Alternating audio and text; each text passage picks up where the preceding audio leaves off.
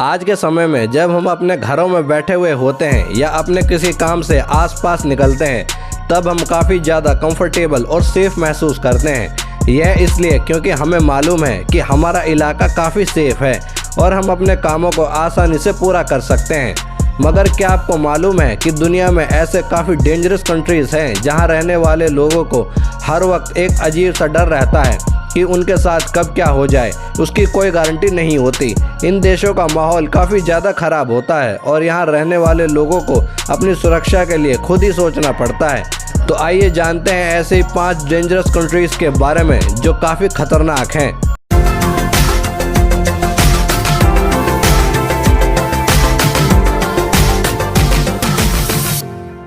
Number 1, north Korea.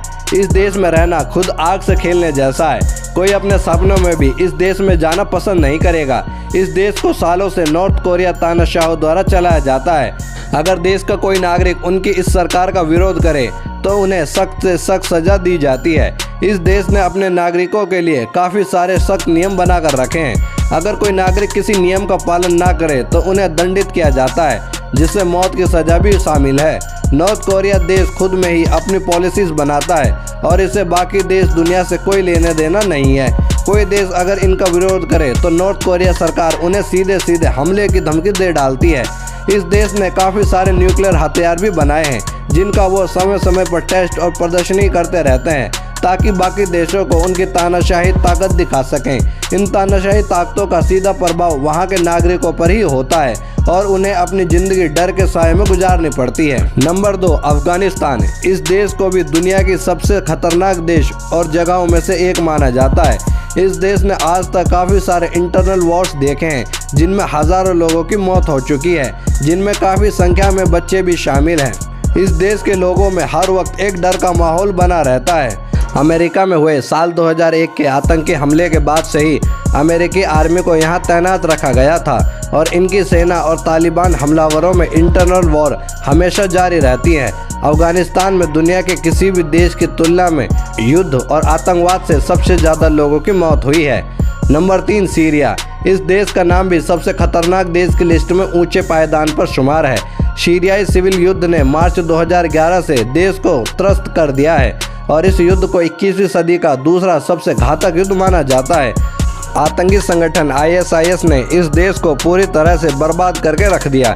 इन सब गृह युद्ध के कारण वहां लाखों लोगों की मौत हो गई, जिनमें हज़ारों की संख्या में बच्चे भी शामिल थे।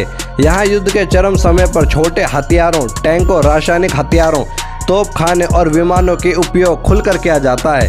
इन सब के कारण लगभग 6 मिलियन लोग सीरिया से भाग चुके हैं और लगभग इतने ही लोग आंतरिक रूप से विस्थापित हो चुके हैं।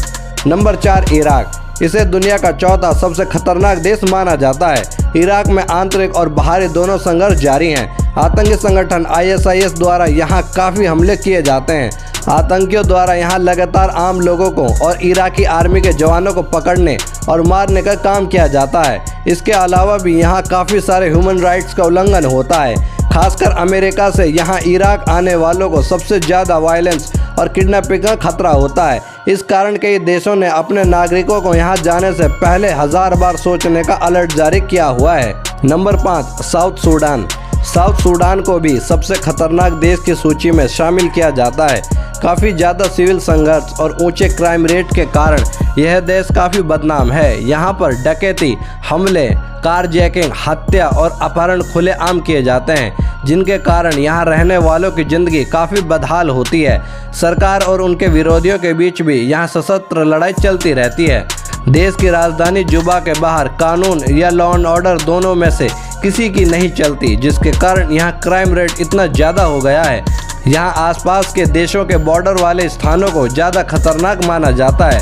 इसके अतिरिक्त साउथ सूडान जलवायु आपदाओं के लिए भी उच्च जोखिम में है।